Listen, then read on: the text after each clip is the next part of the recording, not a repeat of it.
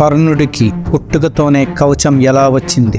దానం చేస్తాడు, శౌర్యవంతుడు. అయితే నిజంగా కర్ణుడు హీరోనా లేదా అతని పూర్వజన్మ వేరే కథ చెబుతుందా?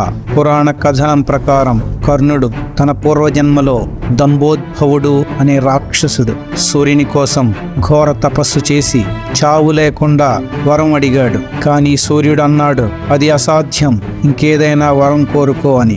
అప్పుడు దంభోద్భవుడు కోరుకున్న వరం ఏమిటంటే, నాకు 1000 కవచాలు కావాలి. ఒక కవచాన్ని ధ్వంసం చేయాలంటే 1000 సంవత్సరాలు తపస్సు చేసి నాతో యుద్ధం చేయాలి. కవచం ధ్వంసం చేసిన వాడు తప్పకుండా మరణించాలి. సూర్య భగవానుడు తథాస్తు అన్నాడు.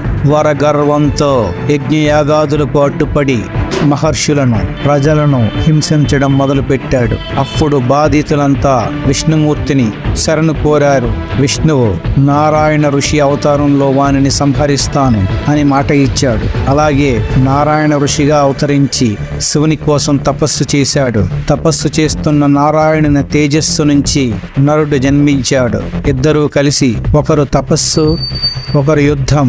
1000 సంవత్సరాలకు ఒక కవచం ధ్వంసం. యుద్ధం చేసిన నరుడు మరణం. తపోబలంతో నారాయణుడు మళ్ళీ బ్రతికించడం. ఇప్పుడు నారాయణుడు యుద్ధం చేయడం. ఈ ప్రక్రియ 999 సార్లు జరిగింది. 999 కవచాలు పోయిన తర్వాత దంభోద్భవుడు భయంతో సూర్యుని శరణు వేడుకున్నాడు. నరనారాయణులు కూడా వచ్చి వాడిని మాకు అప్పగించు అన్నారు. కానీ సూర్యుడు అన్నాడు, వాడు నన్ను శరణు కోరాడు కాబట్టి అప్పగించలేను అని. అందుకే చివరి ఒక్క కవచంతోనే దంభోద్భవుడిని కుంతీదేవి గర్భంలో ప్రవేశపెట్టాడు. నరనారాయణులు కూడా కృష్ణార్జునులుగా జన్మించి కర్ణుడిగా పుట్టిన దంభోద్భవుడిని వధించారు. కాబట్టి గుర్తుంచుకోండి, కర్ణుడు సంపూర్ణ హీరో కాదు. అతని దానం గొప్పదే, కానీ అధర్మానికి అండగా నిలబడటం ఎప్పటికీ సమర్థనీయం కాదు.